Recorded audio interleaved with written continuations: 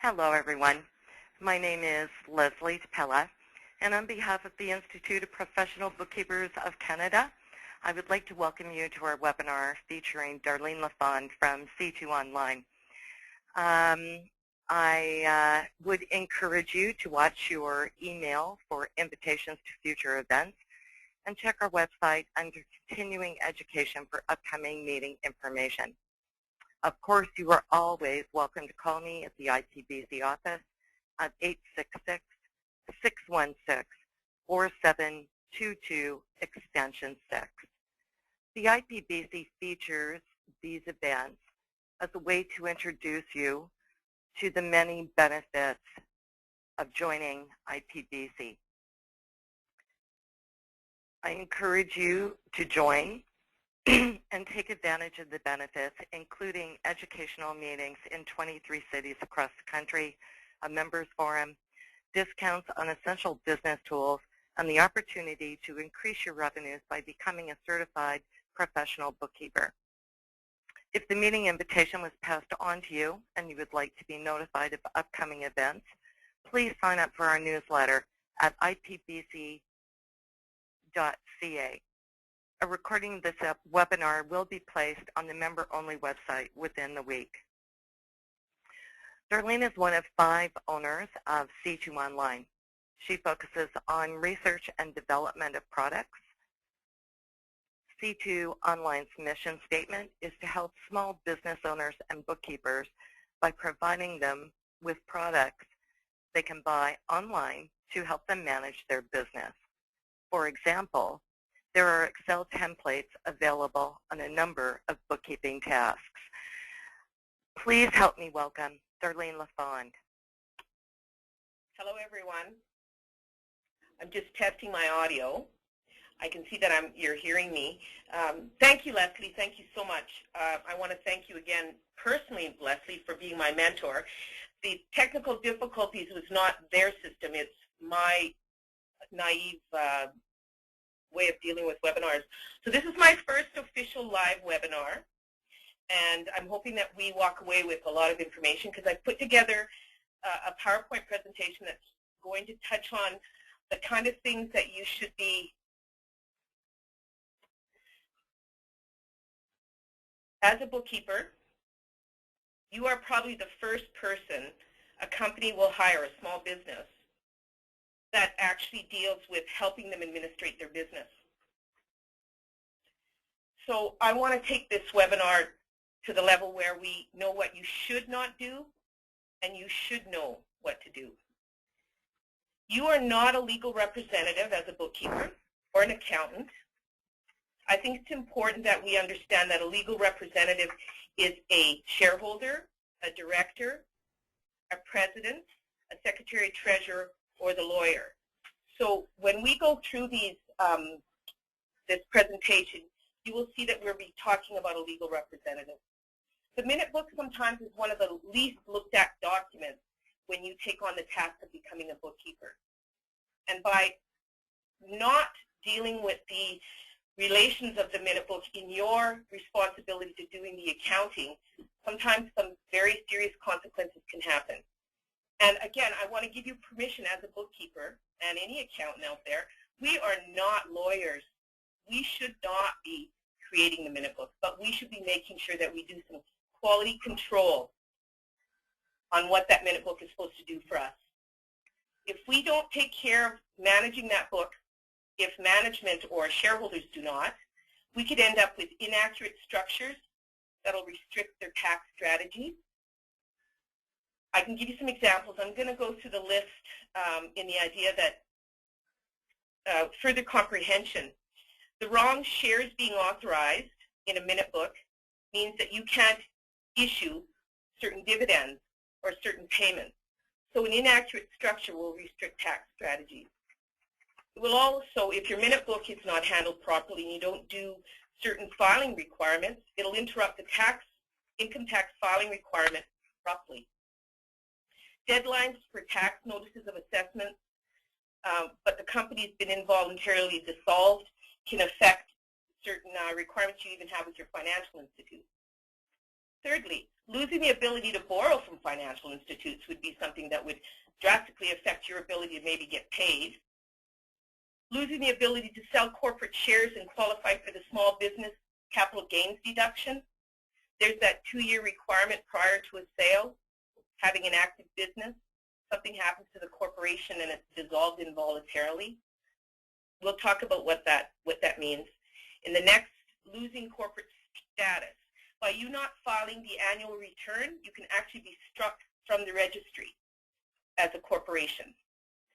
This could also affect your credible status of a company. If a registry search is done by a credit bureau or a other individual and they see that your company is not even an active business,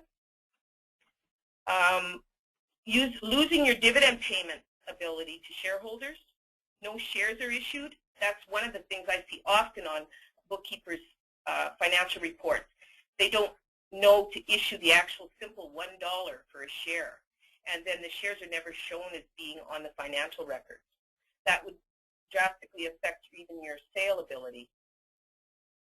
Lose protection of your shareholders by the corporation becoming inactive. If there's legal actions, maintaining that business status is very important. Even in your letters or your legal agreements, that continuity would be affected by the corporation being struck by from the registry. This is one of the things you should know. What is really a minute book? Most people, they're looking for something more complicated than just simply a binder. It's the book or the binder which keeps the key documents together about the creation of the corporation. It's a central location that contains vital records of history of the runnings of a corporation. When do you use a minute book? Well, it should be created when the corporation starts, because as soon as you receive one document about the corporation, it should be going in the binder.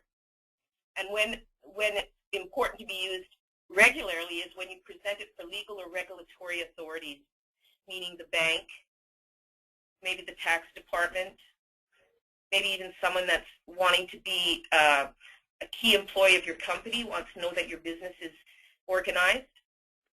Now there's a poll that I'd like to have launched at this point. I'm going to ask Leslie.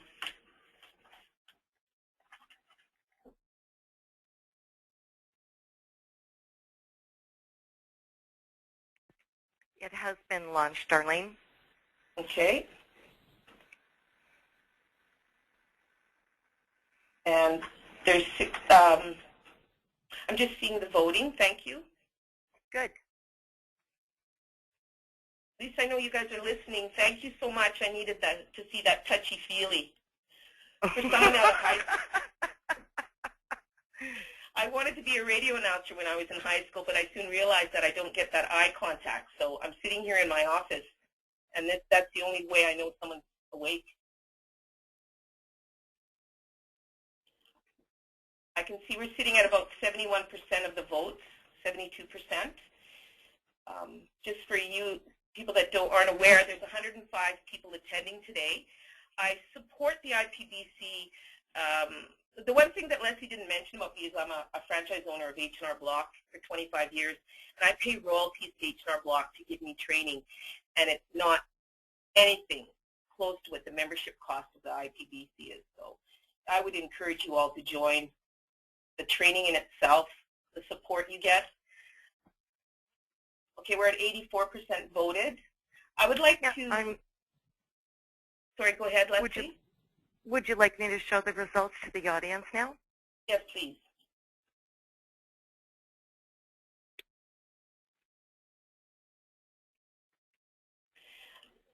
%36% of you say that you don't have to keep a binder or any kind of storage system because there's no regulatory authority for partnerships or proprietorships. You're correct. But as a bookkeeper and someone who's going to help a company manage their business, we really should create one central location to keep these documents. That way you're not fumbling around for the business number, the start date of the company, what's the legal name. So that would be the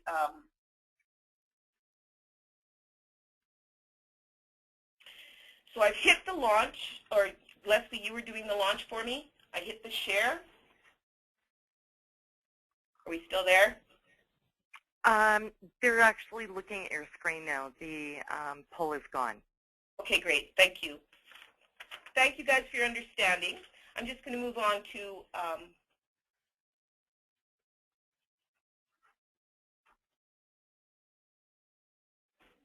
who prepares the contents in the index list.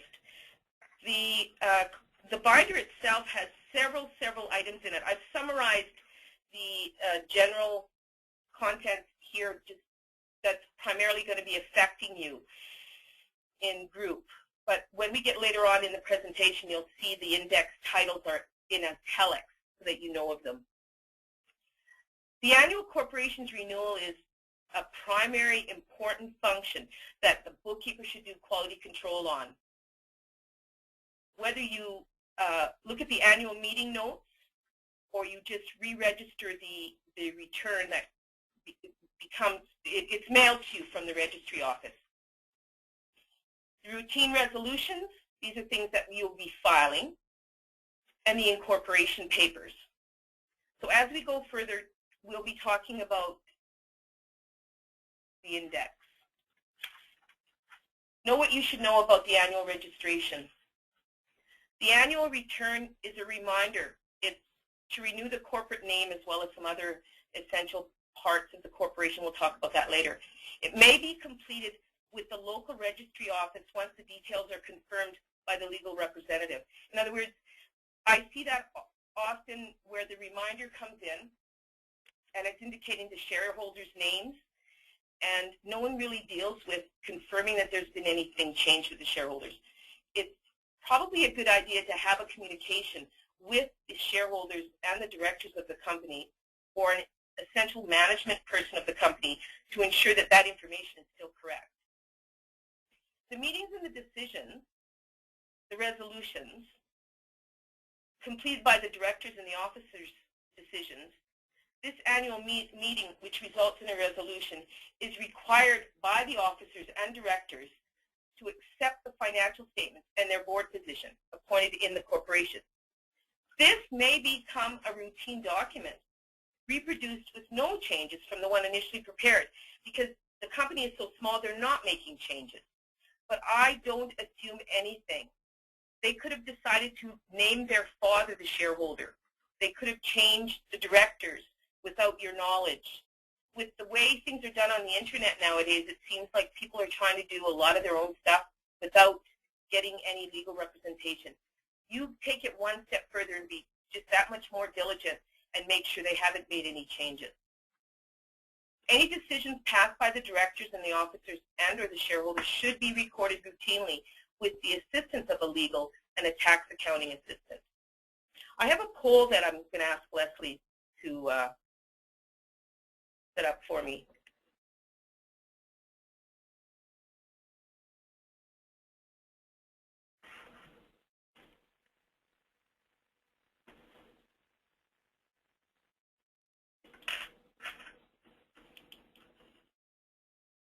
Well, I can see that some people are listening to me because everybody is voting the correct answer so far. We have 40%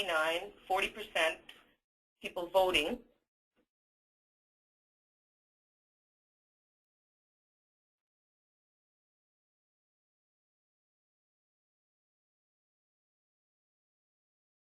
After this webinar, you guys, I think I want to go to school about webinars. Does anybody want to learn how to do webinars? I bet you Laura or Leslie could teach us. 70% of the people have voted.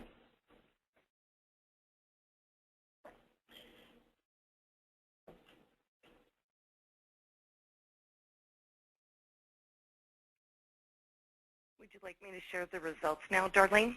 Yes, please.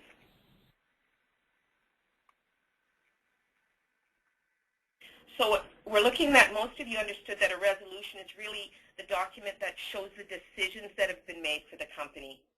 A meeting is really more about discussion. I mean, someone could be chairing the meeting and telling you what's happened, but most meetings are set up for discussion.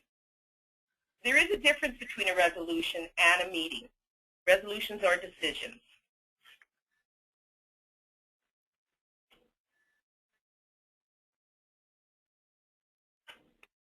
Sorry, I'm just getting myself, you guys, I'm so slow with this. The incorporation papers. It is law that governs Canadian corporations. Statutes that obligates a corporation to maintain a minute book. On rare occasions, statutory penalties may be assessed for failure to attend to the minute book. Now wondering who would affix these penalties? A registry office, a tax office. Likely a tax office would restrict you on certain things. In other words, our government, our income tax. Various third parties may want to or need to examine the corporate minute book, including accountants, bankers, Canada Revenue Agency, federal and provincial authorities. I'm going to be attending probably a tax court case on June 11th as a result of one of my clients not maintaining their minute book regarding their dividends. That'll be in Edmonton. If anybody is interested, let Leslie know, and maybe we can arrange for something with the tax court, or even just providing results. If the business sells, the purchaser may want legal opinions relating to various matters.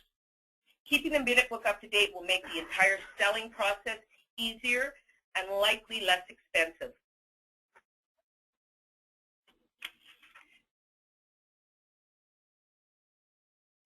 You'll notice on this one, know what you should know. The certificate of incorporation is in italics.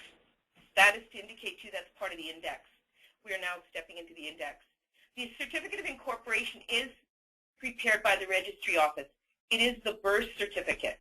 It shows the date of the birth of the company, the legal name of the company, and the provincial registry number.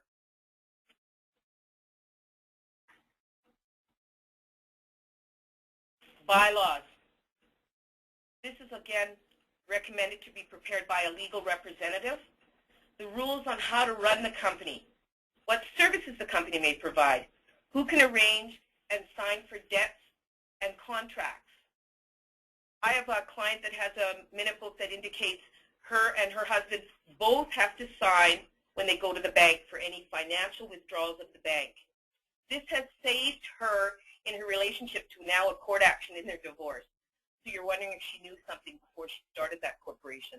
But now there's $400,000 worth of money tied up in that company, and he can't have access to it unless they both sign for it. So the bylaws is important. It's the what if again. I always say most of our agreements or arrangements in writing are all based on the what if scenario. So it's what if this happens? What could you do to protect yourself? Shareholders meetings, again in italics, including resolutions.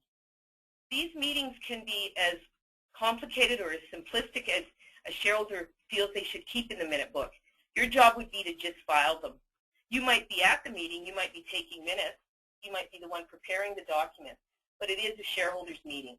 You can make suggestions on the agendas for the meeting. It may be provided by even the tax accountant. Might even be as a result of an insurance claim. Could be all kinds of things managing the company. But a legal opinion should be sought on when a shareholders meeting requires a resolution be prepared and documented by a solicitor.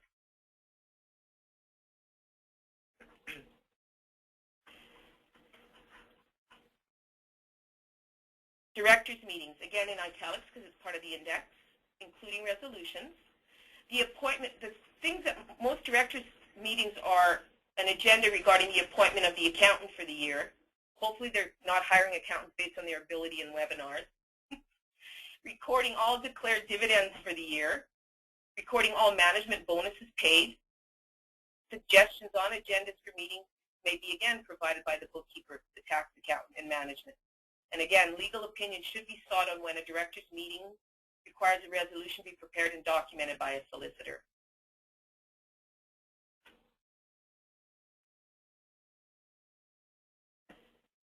Know what you should know.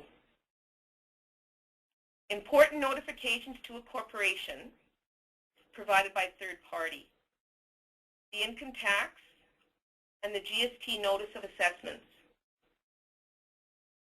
Any filing or registrations with the government and regulatory authorities.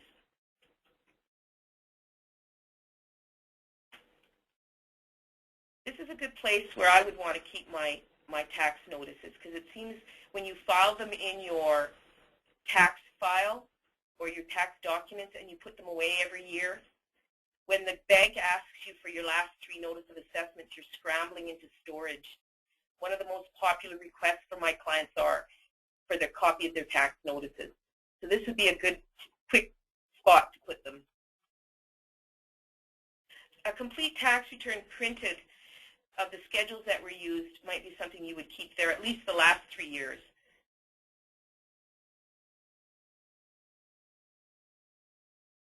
Knowing what you should know again, the mortgage register including loans, italics again because it's part of the index. When a corporation receives a mortgage, this is the place where the original documents may be kept. The information filed here is best provided right from the financial institute's paperwork. The date and the type, and hopefully the purpose of the mortgage is indicated. You may have to ask for a copy of the application to prove the purpose. If it's a first mortgage on property, normally it's obvious, but if you're doing a security mortgage or a chattel mortgage, often the purpose isn't clearly indicated. And if it's ever challenged by the tax department, your purpose is very important to have it from the bank, not from what you said it was for. A short description of what property is mortgaged will help with the financial statements if there's notes being prepared. Of course, the amount of the mortgage would be on the original mortgage documents, who the mortgagee is, or persons who's entitled to receive mortgage payments in the case of a private mortgage, where and when registered or filed, and the date of the satisfaction, discharge, or the cancellation. Okay, I'd like Leslie to help me again. I hope we're doing okay with these polls because I'm totally out of sync with the technology here. For lack of a better word, I'm a virgin at this. The poll has been launched, Darlene. Thank you, Leslie.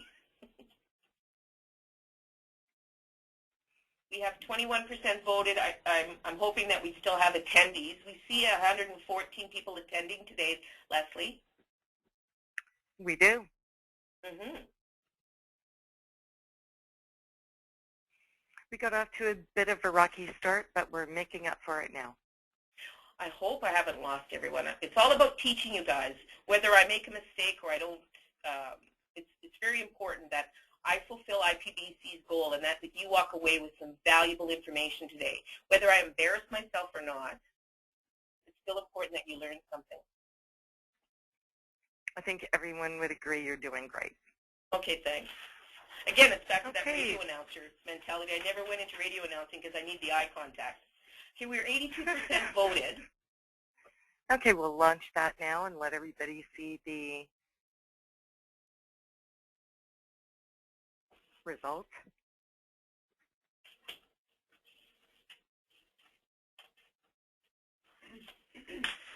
Okay.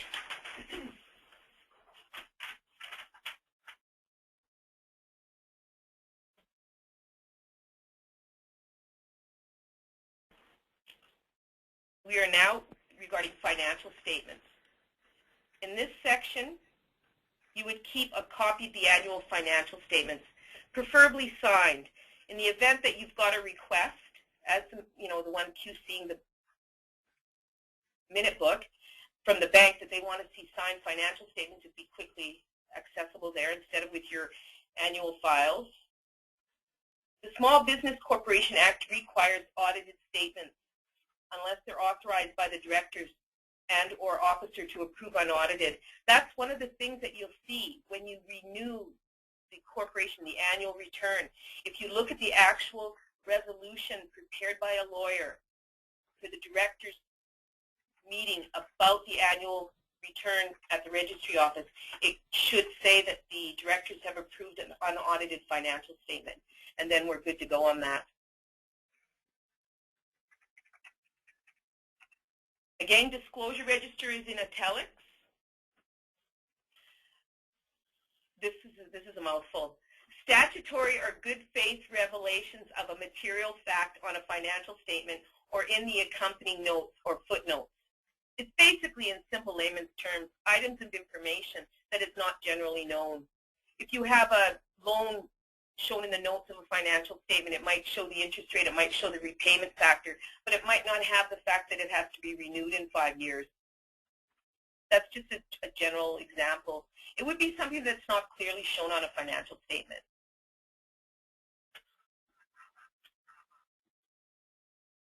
Unanimous shareholder agreement. The legal agreement written between shareholders that may document the relationship to the exit strategy of the company or distribution of profits or buyout details or estate issues. This agreement is a what-if agreement. It really is. What if this happens? What do we do? So I always suggest that this go to a lawyer. The shareholders themselves can draw up all kinds of concerns and closing comments or discussion points, but it's best represented to a lawyer, so those what-if scenarios could be drawn up properly so that they tie up properly when they're in their text, final version. Also, the lawyer might give some valuable advice.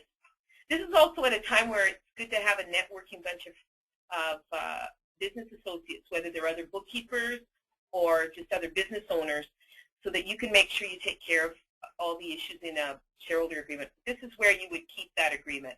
And again, as a bookkeeper, you would file it away.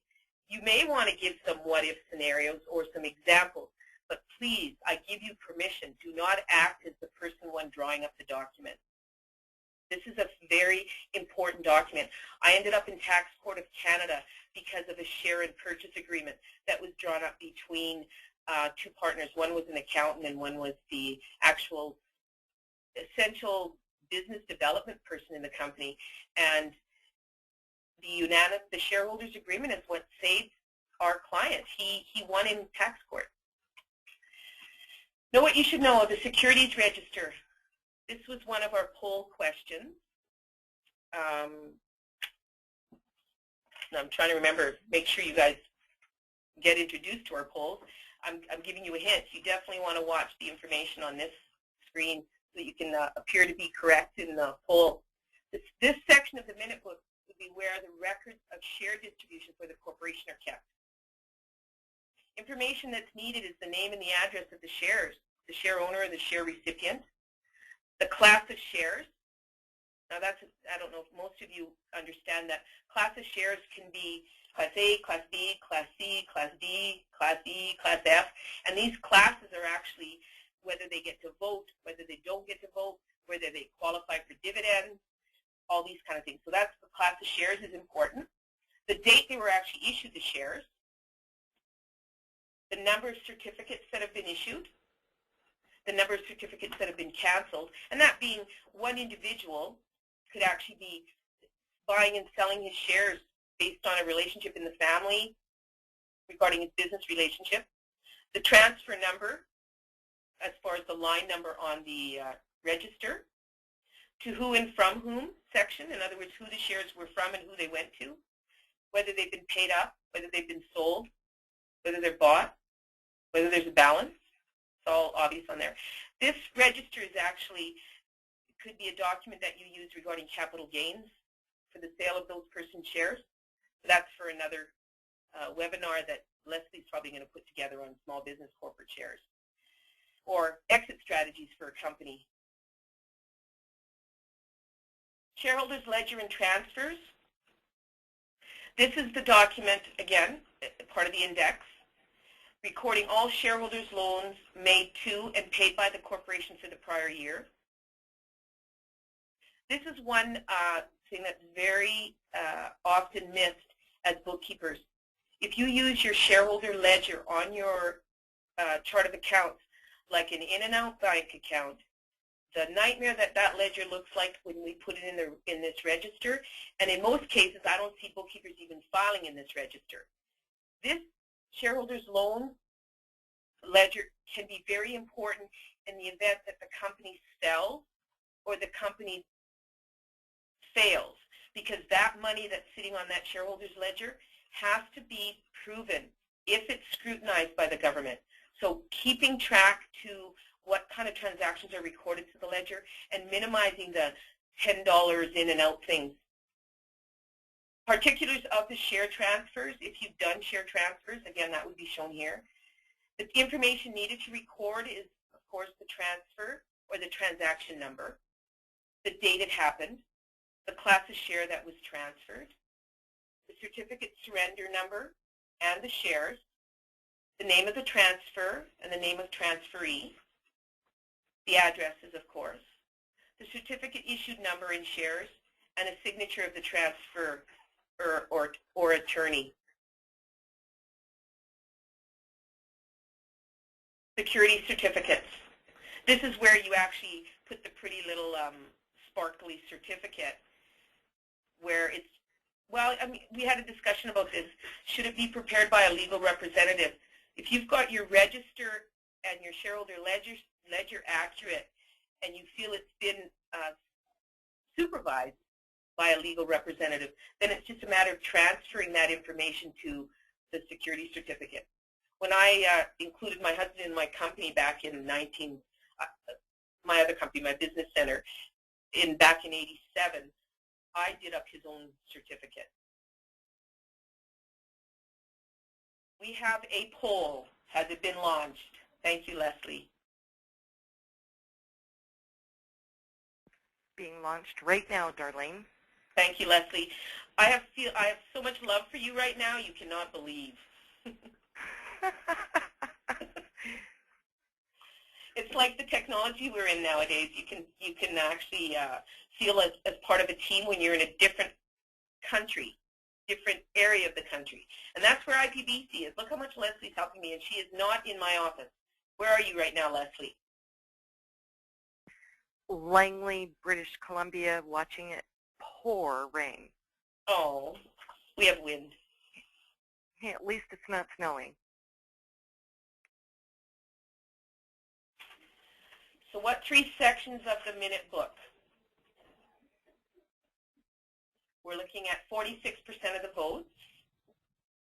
Looks like the majority of you are still awake, or I gave you enough direction that you were able to cheat on this test or this poll.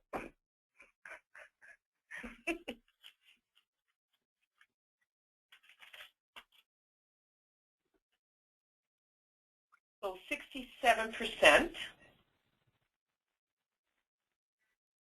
Would you like me to go ahead and show the results of that?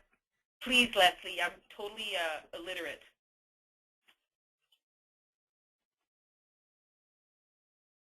We have the security register. Oh. Okay, so we've gone through the poll.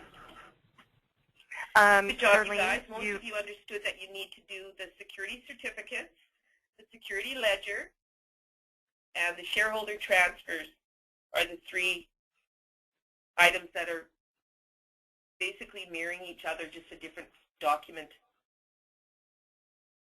Now again, to protect myself, for a better authority, that could also be confirmed by a legal representative. You, by all means, would not be preparing those documents. This is just a poll.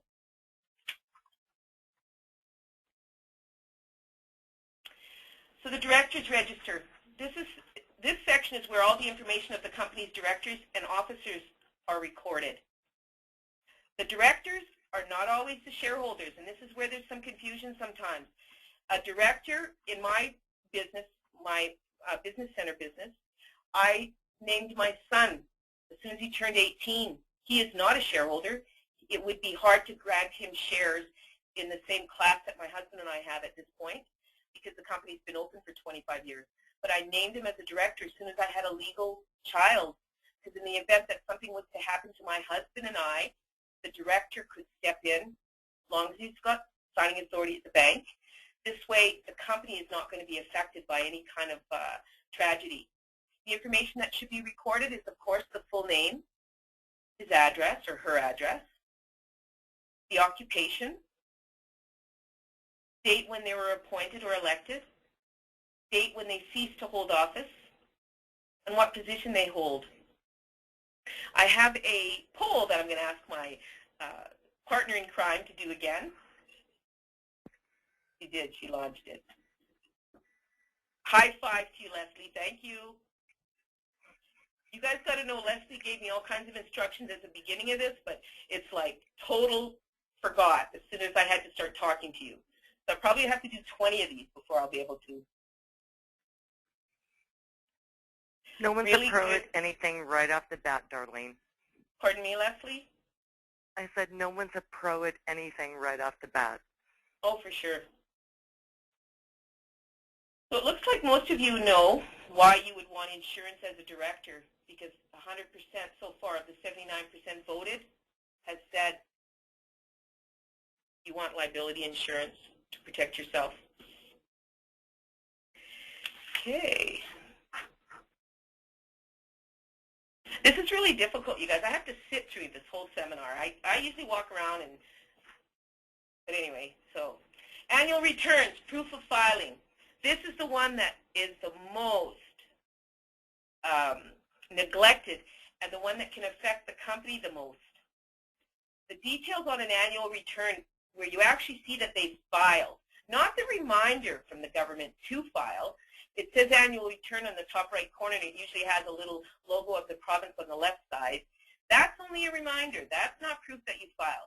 So getting the proof that you filed should show the directors and the shareholders' names with the addresses that are on file at the registry office, what relationship they have to the corporation, and that's not whether they're female or male or married, if they're an individual or a corporation.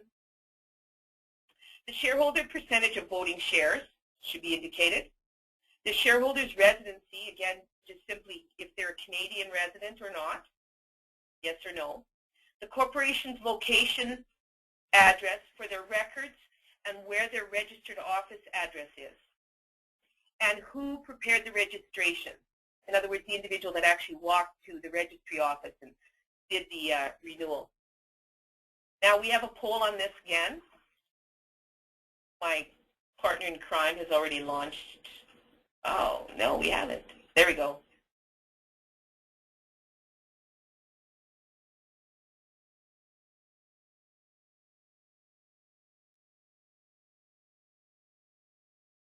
So the reason I laugh about this actual section or index spot of the, I don't know how, I could count, I'd have to take my socks off to count how many fingers and toes. I've had clients come up to me, 2 years into their company, in the beginning of my business when I was doing this consultation, is with clients where they think an annual return is actually their tax return. So when they get a notice from the province that they haven't renewed their company, they're asking me why I haven't done it. Well, it wasn't an essential part of what my job was at that time, but they actually think an annual return is the tax return. So I've often wanted to influence. We have 79% of you voting. Good. The actual number of companies that get that wrong, I wonder, and it would be interesting if they could change the name to annual name register or something instead of annual return, because most of us think of tax returns when we hear that. So 85% of people have voted. I see that Leslie has closed the poll, and she's sharing the results with you. Okay, and we're going back to the screen, guys. Contracts. The annual, oh, sorry, I just want to make sure that you all got the answer. The minute book, the most commonly neglected and misunderstood task should be quality control by the bookkeeper. Answer is the filing of the annual return, and that means filing it in the book after you've got the proof of filing with the directors and the shareholders resolution. Okay, so contracts. This is again in italics because it's part of the index. Legal arrangements between corporations and third parties. Considerations to legal representation must be decided by the company's shareholders and the directors. In other words, sometimes you just basically get an employment contract with someone for 5 years. This might be somewhere, if it's a small company, that you might file it. Would they go to a lawyer on it? The employee and it's dependent on if they really want to check the what-if scenarios. What if this happens? Have we covered it? Minute book, other info. Copies of completed income tax returns filed with the notice of assessment in the notices section of the minute book. I mentioned that when we were talking on the screen regarding the notices. In the minute book, I guess if you've gotten this concept yet, it's a binder. Thinking is it a 1-inch, 2-inch, 3-inch, 4-inch binder that you have tabs or index pages. If you feel that there's something happening in this company that you want to have affecting your fingertip, your access immediately, then create a section in the binder. Ask the shareholders if they have something they want to be added, the directors. So that would be, the other. Now we're at the part where what you should not do. This is, again, I give you permission to say, I don't know how to do that, or you couldn't pay me enough to do that. Some of us are charging out rates exceedingly less than what a lawyer would charge. So our clients seem to think that we should be able to create the document for cheaper and protect them. Well, then what happens is they get a cheaply prepared document that doesn't protect them. Do not create the initial records for a minute book. Do stand up and say that you care about what you can do for the company and represent them properly in what you can do well. Do not represent the contents of a minute book for the basis of legal opinion. Again, we all get caught up in that example mentality where we're supposed to say, give them examples or give them direction.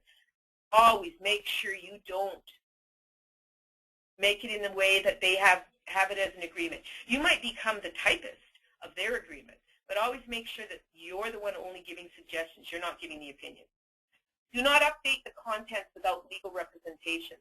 And I like to use the annual return as an example.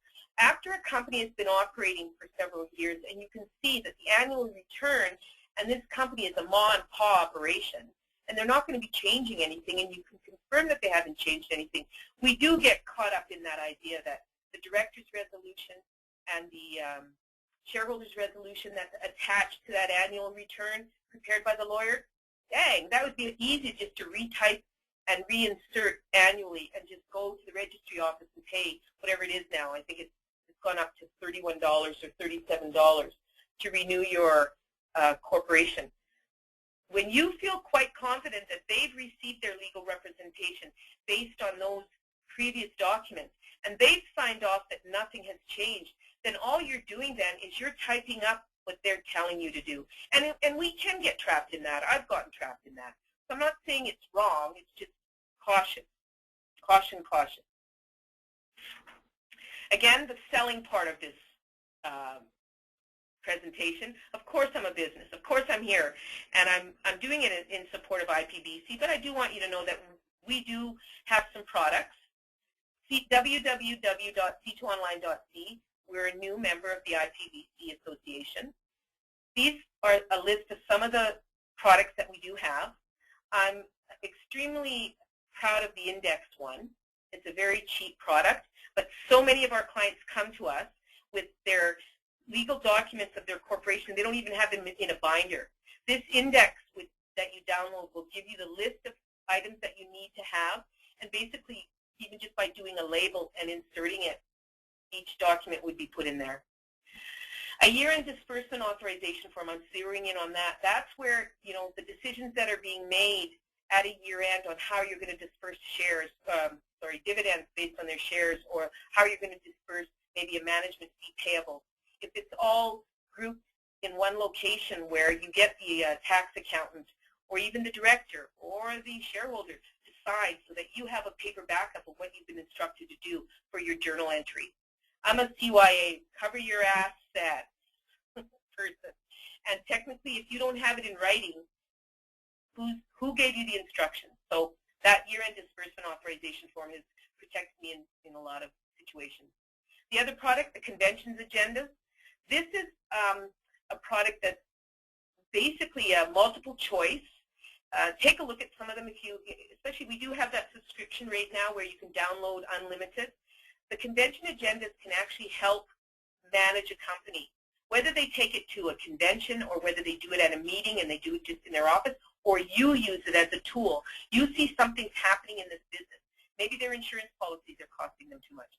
Maybe they need, you see their vehicles are, there's nothing left for depreciation. These agendas provide you all kinds of topics that will help you bring up a topic to them, just like the year-end folder checklist. But anyway, I want to just step forward to what you should know what you should know, and what questions you might have.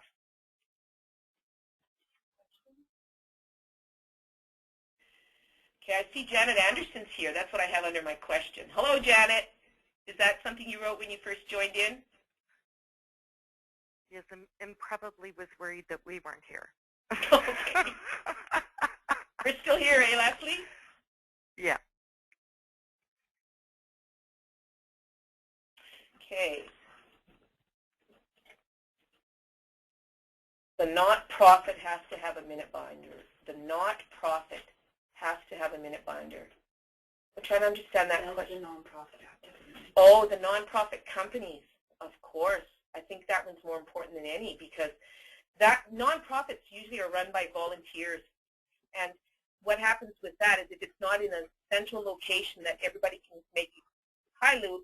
Louis, that's you in Calgary. Hello. Sorry. So I'm focusing in on the non-profit one.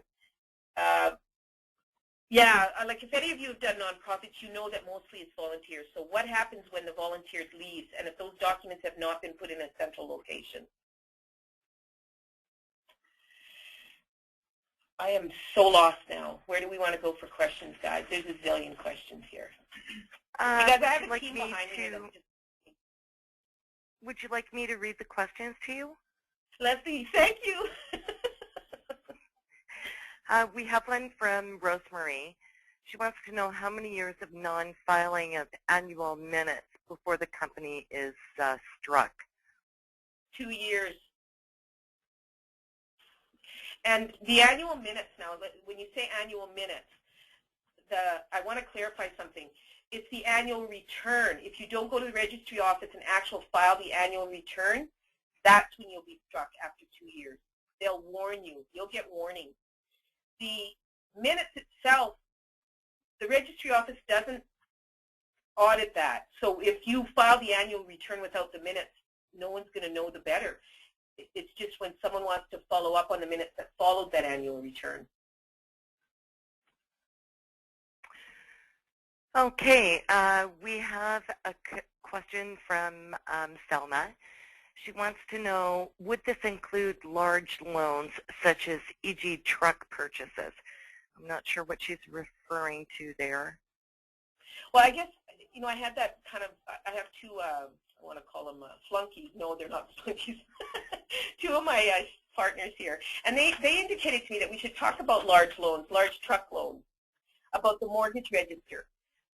Personally, I think every loan document that you have should be filed in there, because if you are challenged by the tax department and you do not have the original loan documents indicating the purpose of why you were claiming those interest payments, they could be disallowed.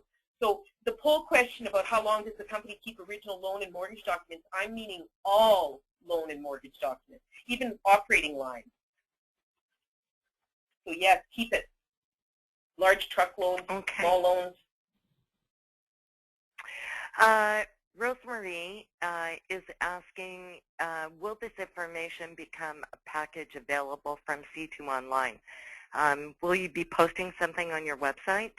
And could we ask everybody in attendance to go there for first of all, I think some notes on your webinar today, Darlene? Right. Well, first of all, this webinar is being recorded by the IPBC, correct?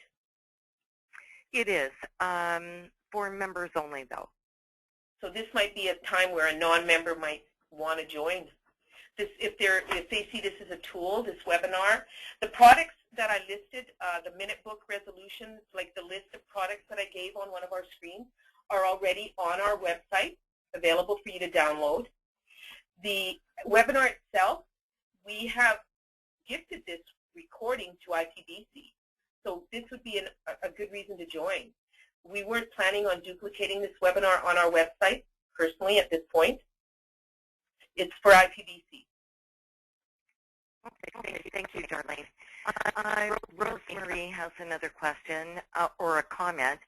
She says, I have found that the shareholder account also comes under scrutiny by WCB for dues on shareholder money. Well, that's an interesting what-if scenario, isn't it? It's just another reason to keep your shareholder ledger accurate. And again, I've always said the WCB, when we've got shareholders insuring themselves under WCB and pulling dividends rather than wages, there's some unique strategies there. I think it's good that you brought that forward. Another good reason why you want to keep your shareholder ledger accurate. Okay, Darlene, Chris is asking what's needed in the financials to voluntarily dissolve, for voluntary dissolving of a corporation.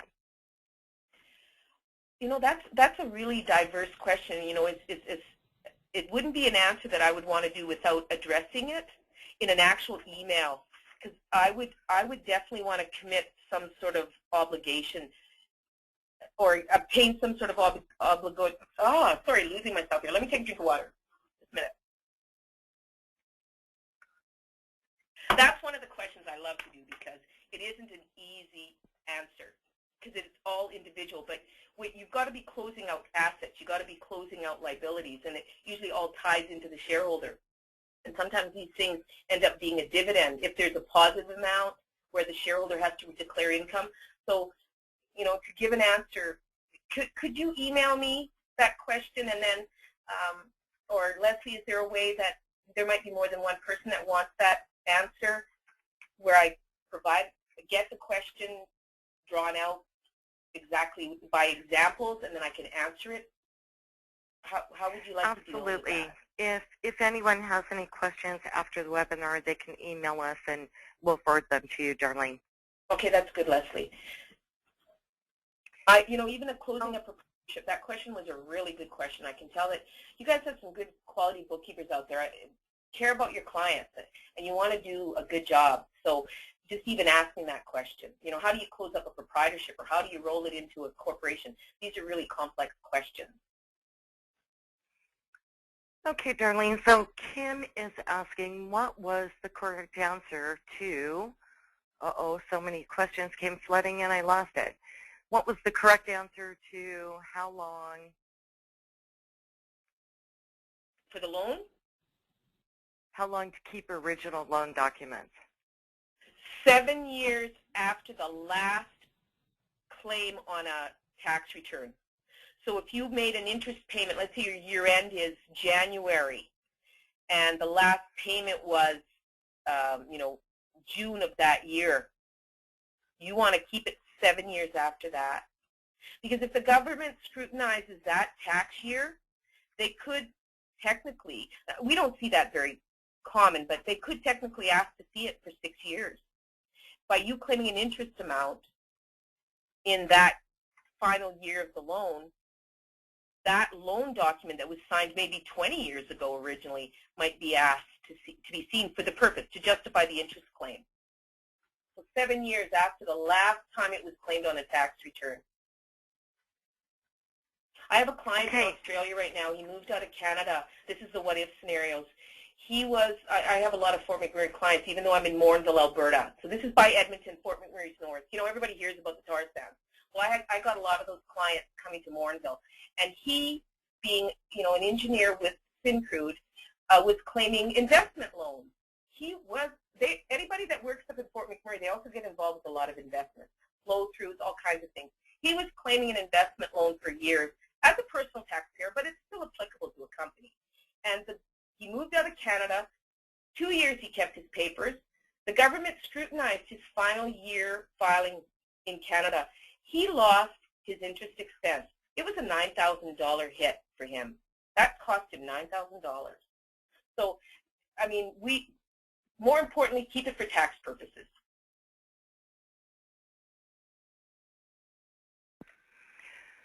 Okay, Darlene, you're getting popular. Selma is is asking a question in the section mortgage register loans. Should you include large loans such as rig/truck purchases or any other big loans? Yes, actually, we answered that earlier. You should include, even if you have an operating line that you signed on, the mortgage register, the document.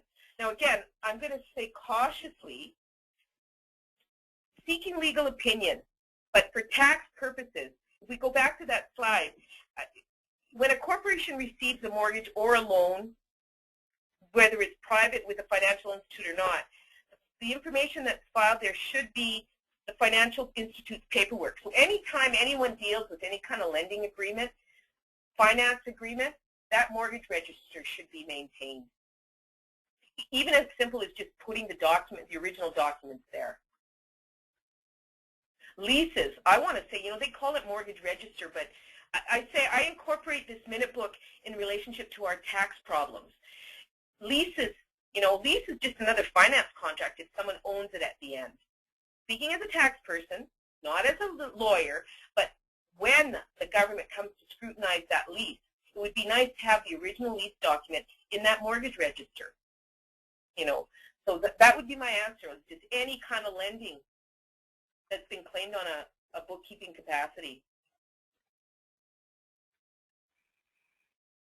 Okay, Darlene, Tammy would like to know, does a one-person company have to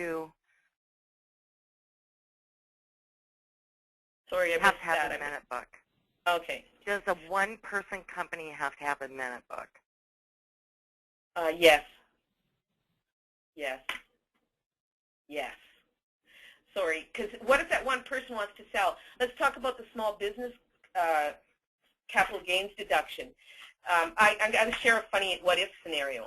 I love this story because it was such a positive result for me. I had a client come to me about 7 years ago, only shareholder of his company. He started the company the October before he got engaged. He got married, that May. He, on his wedding, on the wedding invitation, on the night of the wedding, he wrote that he was gifting. Sorry, I'm going to get emotional. He was gifting his new wife half his shares. He never brought that hokey purchase or arrangement to his lawyer and asked him to change the share structure for the company because he thought it was just romantic. And all of a sudden, 2 years ago, he gets approached to sell his company. Well, if you understand the concept of the sale of a small business, an active business in Canada, a shareholder can sell his shares in Canada for up to $750,000 and avoid tax consequence because of the capital gains deduction. Well, now all of a sudden, he's the only shareholder of his company at the registry office. So he's saying, well, gee, Darlene, my wife's a shareholder, I just never took care of the paperwork. Well, this was in 1983. He wrote this little invitation to his wife to join his company. He owned 3 shares, so that was even funnier. He said half his shares, so that meant she had 1.5 and he had 1.5. Well, when I looked at the scenario that was happening and I was dealing with the lawyer, I said, I want to approach the registry office and I want to get the annual returns backdated to acknowledge he had a shareholder, so that if this company does sell, now we have 2 people that's going to have the qualifications for the small business deduction of selling their shares, capital gains deduction. When I took on his file prior to this event of him being offered the sale of his company by the shares, I noticed right away that his shares were only him, and he had been married since '83. He didn't think it was essential. He didn't think it was important. So nobody knows how important the share structure of a company is when they start it. That's why when I started my company in '87, I never named any of my children as in trust owning shares in my company. And now my company is worth a lot of money, and it would be harder for me to add them later. So the best time to start the share structure, sorry, this is a long answer, you guys, and probably very boring for you, but I actually got a letter from Revenue Canada and the Provincial Registry Office. They backdated since 1983 the annual returns for this company so that she was an active business owner for all those years, even though she'd not been in the registry office. And the reason that happened is because he had written it on a wedding, I believe it's because it was written on his wedding invitation. So it dated the document. He had never had any dividends issued to him, so it was easy for the company, literally. So when you say, should a company have a minute book for one shareholder, that what-if scenario. He didn't have a minute book. He didn't even have his shares set up properly. And fortunately for him, his wife kept that wedding invitation from 1983. So yes, everybody should have a minute book. I couldn't have given that answer any shorter. I'm so sorry. Okay, Darlene, our next question is from Sandy. She would like to know, who would we contact if we haven't received the annual return? Do they normally send you a reminder? Yes, you should get a reminder, but this is one of the problems. If you have moved your registered office, or when the document was originally set up, if it was done by a registry office that's now been closed by the government, or they sold, or they...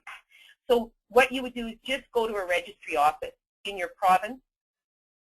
You know, registrations are us, and just walk in with the corporation information, and they'll be able to do that for you. You don't have to have the reminder to get it renewed. Okay, Darlene, next question is from Albert. He is asking, what percentage of corporations do not have their minute books up to date among small businesses? What is the greatest risk to the corporation for not properly doing this?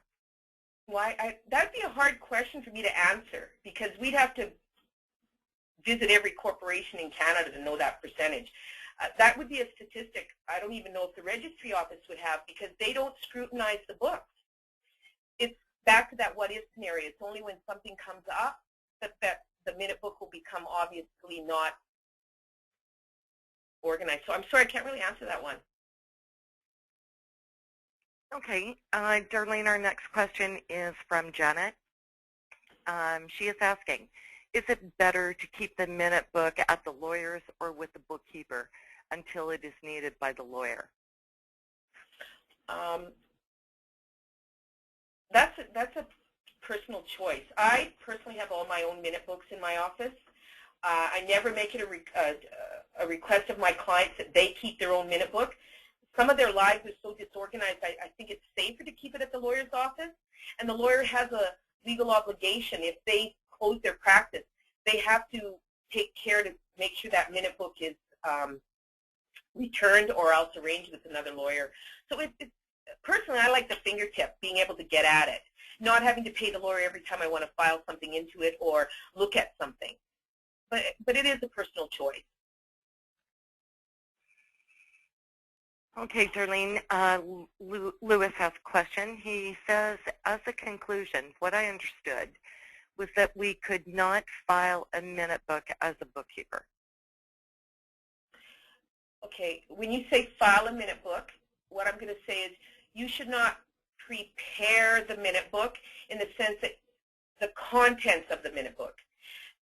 Preparing the articles of the incorporation, preparing the bylaws. Those are things I give you permission, Louis, do not do.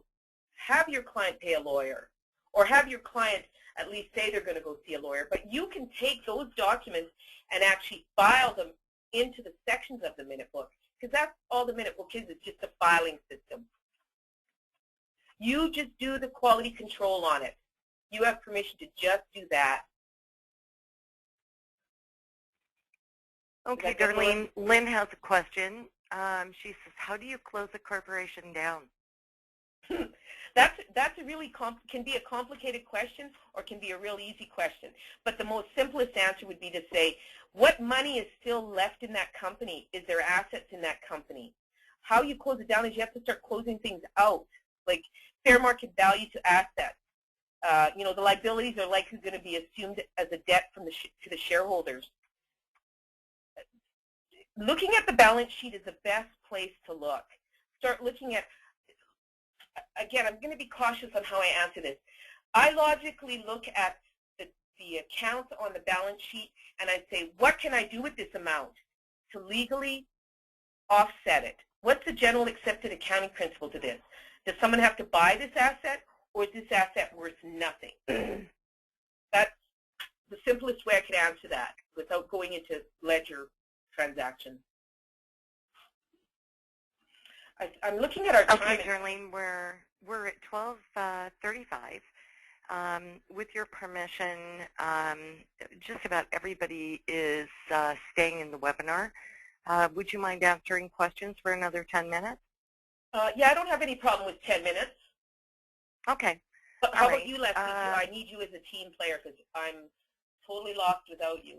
Are you okay for 10 more minutes? I am here for you. The next comment is from Chris. She says, I would be interested in hearing about moving from a corporation to a sole proprietorship. So you're actually closing out the corporation and you want to go to a sole proprietor because you've realized it's too darn expensive to run a corporation and you could run the same business as a proprietorship. That's because, again, you have to look at how you're going to close out those assets and those liabilities. And it could end up in a result of a dividend to you as a person. The thing about a Section 85, that terminology, I don't even like to do Section 85s, and I've done some. But from now on, it's like looking at rolling out a corporation into a proprietorship. Think of it as a group of people becoming one person. And there's no legal way to do it for accounting purposes other than just buying things from the company. The rolling a proprietorship into a corporation, now that's called the Section 85. So that would be the simplest way I can answer that, or the shortest. Okay, Darlene, our next question is from Sohab. I apologize if I did not pronounce that correctly. He is making a comment. He says, in Ontario, there are no annual filing fees. Additionally, I am not aware of a requirement unless requested to file annual information. Is your information more related to Alberta? I'm surprised that you're saying Ontario doesn't require an annual filing return for the province. I can't say I'm well-versed across Canada, but I did have was it an Ontario or a Newfoundland company that I was helping, and the registry office was kind of unique, how you had to get a hold of them. I believe I have on our Step 1 manual or our Step 2 manual on our website the contact locations for all the registry offices for corporations. I don't want to say I know everything because, oh my God, I'm 53 years old and my brain's just about full. But I'm surprised that you don't pay an annual fee. And yes, of course, I'm going to be logically more relative to Alberta because that's where I spend most of my time. Darlene, Michelle, Michelle answered. I see Ontario, that. So that by them making filing their annual tax return. Yeah. Does Sabi see that answer? No. No. Okay, so I just want to say thank you, people across Canada. This is great because we're sharing. The Ontario's annual return for the company is built into the T2. So when you file your corporate tax return, your annual, it automatically renews. Now, I don't know if that's across Canada for any other province, but I know I had a unique situation. You still have to deal with a registry office. You still, when you're closing the company, I can't say I know for certain. Michelle might know more, but there's still some provincial legislation there that's separate from the tax filing. You're just not having to pay for it. Does BC require an annual return? And our company is branching into Alberta and is branching out into BC. Sorry, Leslie, I'm reading the question right underneath it. That articles of incorporation and continuances, I'm going to be very careful about giving you legal advice here. But I'll say the what-if scenario. I had a client that had bought a yacht. He had an Alberta company, and he bought a yacht in BC. And because he wanted to get his provincial tax back and GST, and there was some sort of business relationship on the way that yacht was rented out, he had to get a BC corporation separately for that yacht. Now, when I was doing some research for one of my other companies about you're doing multiple jurisdiction is what you're doing, or you're actually moving your company. I'm going to say for the sake of that question, I wouldn't be able to give you a quick answer. I don't have enough experience for it. Sorry, Leslie, I grabbed that one because it was right underneath the other one. No, that's good. I'm getting to what the hell I'm doing. For lack of a better word, sorry, guys. Very good. Did you answer Russell's question about what if one never used a minute book for years and is still operating a private corporation? Well, I think you should maybe start by first getting his certificate of incorporation. And if he doesn't know where that is, he could probably go to the company's bank for the articles and maybe even the bylaws, because most banking institutes require, well, all of them, the certificate of incorporation, the articles of incorporation, and possibly the bylaws to operate a bank account. So get those 3 items into a minute book right away, and then start filing the annual returns. You know, again, you have to begin somewhere, but you should have a minute book, even though the company's at the very least, Russell, to get ready for maybe a possible sale of the company, or a closing of the company, or changing banks.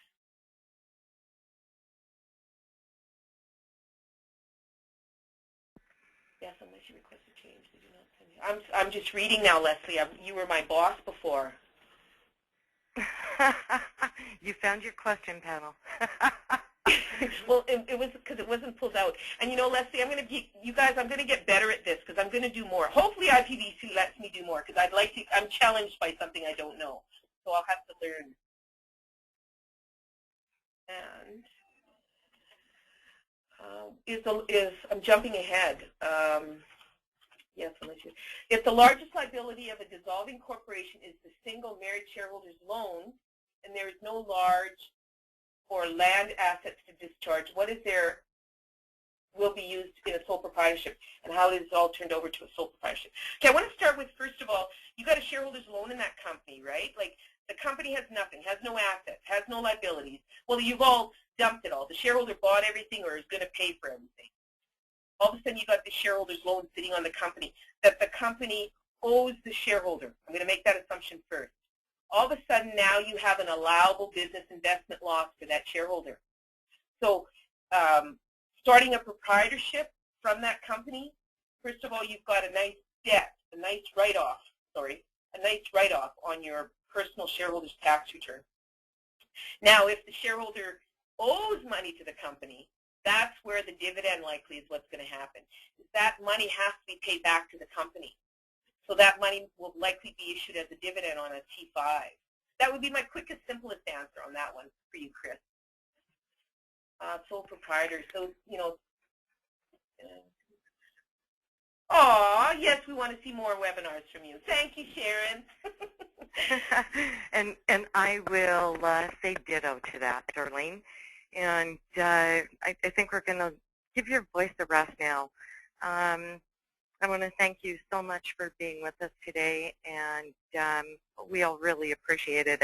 It's a lot of work to organize one of these webinars, and come here and very brave of you to do your first one. You'll never feel the same about them again. It'll go much smoother the second time. Well, I've never felt like 117 people were present when I lost something. It's the first time I've ever done. So thank you, Leslie. Thank you guys for listening. Thank you. I do like sharing. I think the opportunity to do stuff with the IPVC or even joining the IPVC is a great opportunity. By all means, if you do need some questions answered, I'll send emails to the IPVC. Again, I limit myself 15 minutes consult. You know, I like to give them. I'd rather do that than a display ad. So Leslie, thank you for your help. I wouldn't have been able to do this at all without you. Have a great day, you guys. Not a problem, Darlene. I want to tell you all to have a great day. We have 2 more webinars left for the month. Tomorrow, we have a webinar that is featuring the CCH. They'll be talking on T2 paperless tax returns. And on the 25th, we are rolling out a very unusual product called Bookkeeper in a Box that is meant to be an organization system for your clients. Probably well worth your hour. So everyone have a great day. It is still pouring here in British Columbia, so I hope that you have more sunshine than I. And everybody will be hanging up now. Again, thank you. Have a great day. Bye. Goodbye.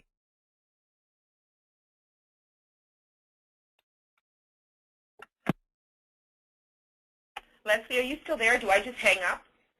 Oh, everybody's hanging up. know I'm still on the air.